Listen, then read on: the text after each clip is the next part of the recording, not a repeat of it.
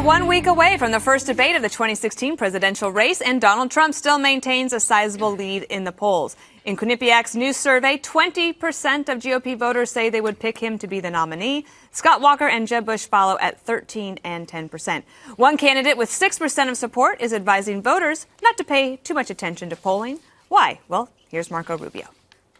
These polls are completely irrelevant. They really are. I mean, a poll in July of the year before the election has zero bearing on how people are going to vote in February in Iowa or in New Hampshire or in South Carolina or in Nevada. And even the candidates themselves who know anything about this would admit that themselves. What really matters is what our campaigns are about, and if you can answer the fundamental question of why do you want to be the president. All right, so polls, I think that he's right, but if he were at the top of the polls, he might have a different message. He's, you know what? He's like Spinal Tap. You know, remember when they were told that their Boston gig was canceled, and he said, "Don't worry, it's not a college town." That's what he just did. Kinda not. I have Yeah, no. yeah. Actually, no one has any idea what you're talking about. But Why don't you people go to the movies? No, none of you have seen Spinal Tap. Movies. I don't I'm go at to the wrong movies. show. Movies are soft targets. All right, I haven't seen this many polls since I went to that vaulting competition at the strip club in Warsaw. It's really early. Political polls. It's like opening the oven door, you know, when you're cooking a meatloaf and you keep opening the oven door and it's never done. And all the time, That's a banned phrase. And every time you open it, all you get is hot air. Sometimes you got to leave the oven door closed, let the polls rise. I'm just vaulting competition at the strip club in Warsaw. So you could go a lot of ways with that. A lot of polls. You left yourself a fire escape on that. That's very good. That was good. Let me go to Eric and mention this, so that Please make sense. I'm going to try. Just because you didn't see Spinal Tap, that's not my fault. You left me in Warsaw. What can I say? Go ahead. Okay, we're going to get back to the polls. Right. More my comfort zone than the Spinal Tap movie. Okay, in August of 2011, so 4 years ago, Quinnipiac showed at this point in the race Rick Perry leading the field after a month. There was a lot of buzz about his candidacy. The top five were Perry, Romney, Palin, Bachmann, and Ron Paul. And Santorum, who won Iowa, and Newt Gingrich, who won South Carolina, weren't even listed on that poll. So to Marco Rubio's point, it's too early to call. Too early to call the race. Months ahead, yeah. Too early to call Donald Trump the clear winner. I will tell you, I agree with that. That it's very early, but all the things that have gone on over the last was he in the race 6 weeks now? Yeah. Every time he says something, whether it's McCain, whether it's about illegal immigrants, everyone says that's the end. I remember the Trump is toast headline. I remember Don Voyage headlines. And he keeps extending his lead. I think last night, though, not this Quinnipiac poll today, but last night's poll, yesterday afternoon's poll, changed the debate a little bit. I think the left started to say, well, maybe he's not the clown show after all, when he took 26% in Florida. That was, remember, Jeb was at, one was at 12 and one was at 20. I think Jeb was at 20 and Marco Rubio was at 12. So a state where a senator and a former governor come from, Trump takes 25% of the vote. Watching TV I think that some people would quibble with that poll. Oh, fine. However, I will tell you, watching TV this morning, you listen to the left, the pundits on the left changed their tune. They said, you know what? He may not be the clown. He may be here for a while. The numbers are bearing that out. So whether or not you like Donald Trump or not, he is resonating. So, and I think that's what it is. But I agree with you. It is too early to call him the winner. Let me go to you, Kimberly. One of the things that comes with being the front runner is that you get more scrutiny, and he actually does have some problems in the poll. Let's pull up this one. This is the same Quinnipiac poll. He has the highest number of unfavorability and the highest number of untrustworthiness, right up there with the same numbers with Hillary Clinton. So you have the front runner for the Democrats and the front runner for the Republicans, both considered the most untrustworthy of the campaign. Sounds like an ultimate fighting championship. Just put them in the ring together and see how it works out. Look, he's obviously because he has great name recognition, he's very well known, so people have a lot of opinions about him. It's whether or not he's going to be able to shift some people his way. But right now, in terms of the conservatives that are voting, he's still leading the way. you can't dismiss it outright altogether. It is actually a sample of this moment in time and of the electorate and what people are starting to respond to. And some of it is that very populist message that he's putting forward. I don't know what he's going to do about, the negatives or the unfavorables. That's going to be a little trickier. When that's going to matter the most, I think, is when it gets to the general election. And speaking of the general election, then, Juan, here's another one. I actually don't have this as a call for, but if you put Trump up against any of the Democrats, actually, they didn't do O'Malley, but Clinton, Biden, Sanders, who's not even in the race, and Sanders, he loses by double digits to all of them. But that's before the campaign even gets started. But that is also the snapshot in time. Well, it's something for Republicans to keep in mind because ultimately Republicans want to beat Democrats, right? And Right. you can't beat Democrats. What are you doing? You're running for second place. I mean, it's like Larry Bird at the All-Star game walks in the locker room and he says, who's coming in second here in the three-point shooting contest? I think that's what's going on. But it's fun. It's I like fun. that. And you I know didn't what? get it. You know, I thought the quote of the He knew day. he was going to win, and he's like, I'm number one. So who's coming in second? Yeah, but it's funny how the people who are beating Hillary Clinton in the head-to-head matchups are talking about the polls, but when they're getting smoked by Donald Trump, the polls don't matter. I mean, No, it's look. either the polls are reflective of the American public or they're not. No. What you got here is a very fragmented, divided Republican Party. I mean, right now, it's like 2/3 of the Republican Party don't like the top three candidates on the Republican side.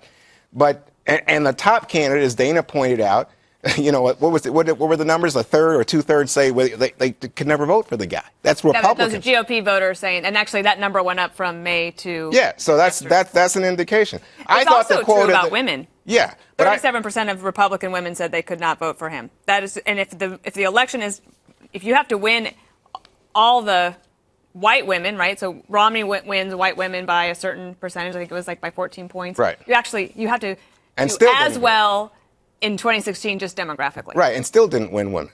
So the quote of the day, though, I was going to say to Dana I thought came from John Weaver, who's a consultant for John Kasich, the Ohio governor, now a candidate. He said, going into these debates, as the candidates prepare, it's like a NASCAR driver preparing, knowing that one of the drivers is going to be drunk. Because all of this is going to be about is Donald Trump and how you react to Trump. And if he attacks you or says something outrageous, how do you deal with it? That's what's going on He right put out now. a tweet today, though, Greg, that said that What he does that plans to tell be. you? What does that tell you? He plans not to insult anybody.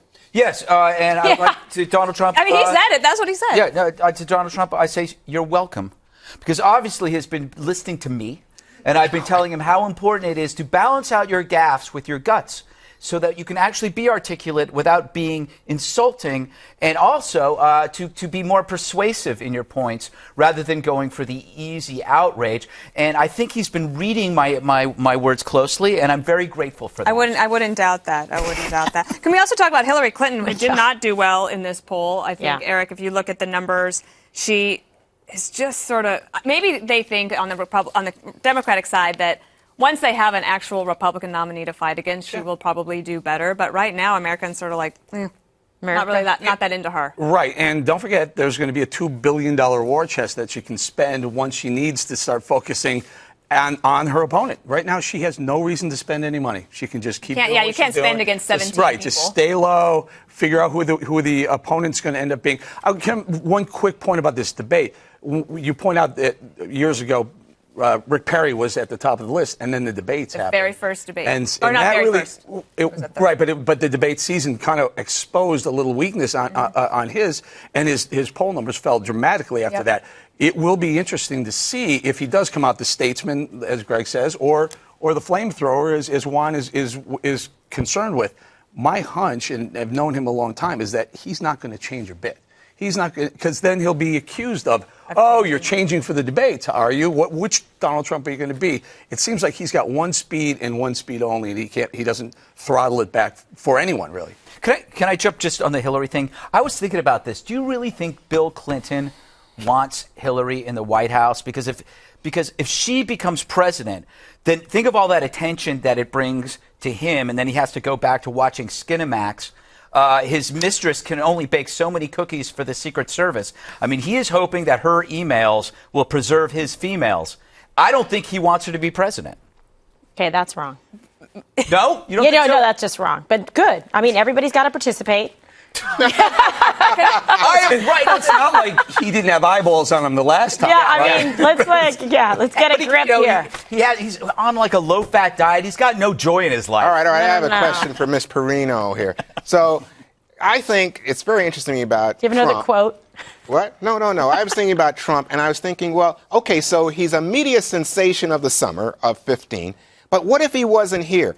Do you think that Cruz, do you think Rubio, who do you think would benefit most if the air starts to go out of the Trump balloon? Well, I think we might have time then for this last one, which is the national candidate matchup. This is from Quinnipiac, which is Bush having a good summer, at least in this poll, beating her by like just 1 point. But Walker, I think, might be the surprise beneficiary of having a pretty good summer because his numbers throughout this poll are actually pretty good. So. I don't know. I couldn't say if Trump weren't there. I think that Walker. Well, remember the secret plans that Walker's the one they're worried about now, not Rubio? Can you please help me out with this? How in the same poll, in Quinnipiac poll, does Trump do so well against the field, yet individually against Hillary he does poorly? So people are actually voting one way when it's against the GOP and another way if it's up against Hillary. That's the best question. It is the best question, and and you have to think. What's the answer? The answer is you can't focus on who's ahead among the party, but who can beat her. Thank you, little oracle. How dare you call me little? No, it's But that's what I said to you earlier. But the answer, Eric, by the way, to your question is they're polling different people. Okay, so on the GOP side, you're polling only GOPers? Yeah, and exactly. Primary versus general election. So you're saying that that would say that the Democrats aren't as motivated for Hillary then, right? Am I doing the math right? Yeah, not right, yet. yeah. Right, Yeah, there's energy and excitement on the Republican side. Yes. On the Democratic side, they're sort of like they don't even have a race. So It's kind of like Hillary is just not that into you. How about a big moment is coming for Republicans Kinda called the debate, the first debate. Yeah. Don't miss it. Did you just make up your own team? That is to a break? week from 'Cause that was today. weird. Everyone's excited. Okay, so I'm not exactly sure what happened in that block. No one knows. Let us know if you thought it was good.